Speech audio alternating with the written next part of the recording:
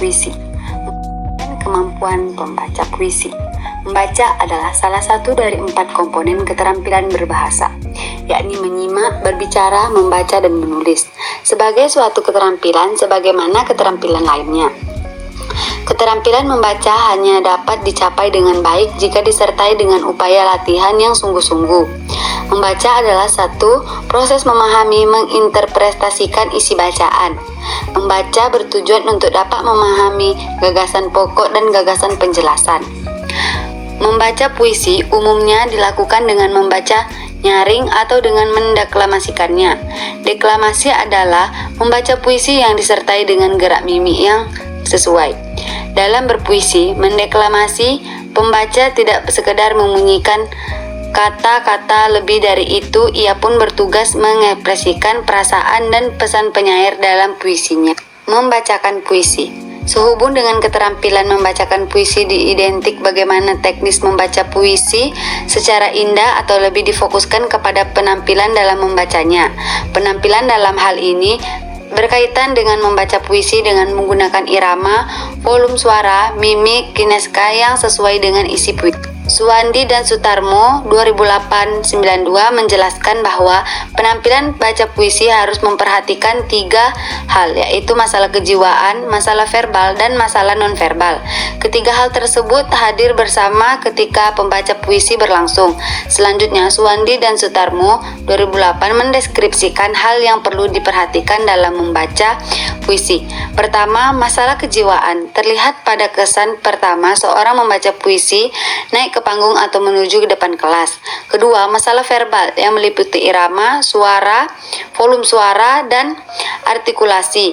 Irama atau intonasi menyangkut persoalan tekanan dinamika, keras lembutnya suara, tekanan tempo, cepat lambat ucapan, tekanan nada menyangkut tinggi rendahnya suara, serta modulasi yang meliputi perubahan bunyi suara, nada marah, kesakitan, kesedihan, dan lain. Hakikat membaca puisi. Membaca puisi adalah perbuatan menyampaikan hasil puisi dengan bahasa lisan. Afarudin 1984-24. Membaca puisi sering diartikan sama dengan deklamasi. Meski secara praktik ada yang menganggap keduanya berbeda. Membaca puisi dan deklamasi mengacu pada suatu pengertian yang sama, yakni mengomunikasikan puisi kepada para pendengarnya. Kebanyakan orang menyamakan baca puisi dengan deklamasi. Sebenarnya ada perbedaannya. Baca puisi bisa dilakukan dengan memegang naskah atau teks puisi, tetapi deklamasi tidak bisa dilakukan demikian karena deklamasi puisi dilakukan dengan menghafal teks puisi. Sebagai bagian dari keterampilan berbahasa, kegiatan membaca puisi dapat dilakukan dengan berbagai cara, misalnya membaca pemahaman dan membaca indah atau membaca teknis. Bentuk pembacaan puisi. Pembacaan puisi mempunyai beberapa bentuk, yaitu puisi audial, puititasi Al-Quran, deklamasi, dan poetry reading. Puisi audial yaitu model pembacaan puisi yang tidak berhadapan langsung dengan pendengar atau audiens. Model ini populer di tahun 1970-an yang biasanya disebut dengan puisi radio. Perkembangan puisi ini juga disebut oleh W.S. Rendra yang memproduksi rekaman baca puisi untuk disebarluaskan melalui kaset. Puititasi Al-Quran yaitu model ini dilakukan oleh masyarakat umum sebagai sari tilawah, biasanya dilakukan untuk membuka acara tertentu. Poetry reading yaitu pembacaan puisi untuk cara-cara untuk mengomunikasikan suara dan gerak tubuh manusia di atas panggung pertunjukan. Poetry reading juga bisa diartikan sebagai bentuk bebas dari ekspresi pembaca puisi. Hal-hal yang harus diperhatikan dalam membaca puisi yaitu 1. Penghayatan. Membaca adalah suatu proses memahami, menginterpretasikan isi bacaan. Membaca bertujuan untuk dapat memahami gagasan pokok dan gagasan penjelas. Pemahaman terhadap isi bacaan akan memudahkan seseorang menarik suatu simpulan. Pada akhirnya, simpulan yang dapat diproses tersebut akan memudahkan pembaca menginformasikan kembali materi bacaannya. Begitu juga dalam hal membaca dan membacakan puisi. Membaca dan membacakan puisi adalah suatu kegiatan menjiwai puisi untuk selanjutnya dibacakan dengan kriteria tertentu.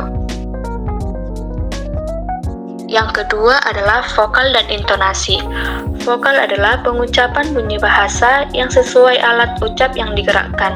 Dalam membaca puisi, usaha pengucapan huruf A, I, U, E, O yang kamu keluarkan jelas. Intonasi adalah perubahan nada saat berbicara. Dalam membaca puisi, sebaiknya digunakan nada atau intonasi yang sesuai dengan kata dalam puisi. Intonasi sangat berpengaruh pada arti sebuah kata dari puisi. Puisi tentunya akan terdengar mengalun-alun apabila adanya tekanan puisi. Intonasi sangat berpengaruh pada artinya sebuah kata dari puisi. Selanjutnya adalah manfaat dan tujuan membaca puisi. Belajar membaca merupakan usaha yang terus-menerus, dan anak-anak yang melihat tingginya nilai atau flu membaca dalam kegiatan pribadinya akan lebih giat belajar dibandingkan dengan anak-anak yang tidak menemukan keuntungan dalam kegiatan membaca. Membaca semakin penting di dalam kehidupan masyarakat yang semakin kompleks. Setiap aspek kehidupan melibatkan kegiatan membaca. Di samping itu, kemampuan membaca merupakan tuntutan realitas di kehidupan sehari-hari. Beberapa tujuan membaca yaitu yang menyakup 1. Kesenangan, 2. Menyempurnakan membaca nyaring, 3. Menggunakan strategi tertentu, 4. Mempengaruhi pengetahuan tentang suatu topik, 5. Mengaitkan informasi baru dengan informasi yang telah diketahui, 6. Memperoleh informasi untuk laporan lisan maupun tertulis, 7. Mengkonfirmasikan atau menolak prediksi, 8. Menampilkan suatu eksperimen dan atau mengaplikasikan informasi yang diperoleh dari suatu teks dalam beberapa cara lain dan mempelajari tentang struktur teks. Dan yang terakhir yaitu menjawab pertanyaan-pertanyaan yang spesifik. Deklamasi puisi menekankan kepada ketepatan pemahaman, keindahan vokal dan ekspresi wajah, disertai dengan gerak-gerik tubuh yang lebih bebas dan ekspresi wajah yang lebih kuat. Pembacaan atau pendeklamasian puisi mengutamakan kejelasan, ketepatan dan keakuratan intonasi, ekspresi, dan gestur. 1. Lafal, cara membunyikan atau mengucapkan huruf. Bagaimana mengucapkannya? Misalnya, huruf F, U, P, Z, J. Yang kedua, volume suara, tingkat kenyaringan atau kekuatan bunyi atau suara dan sebagainya.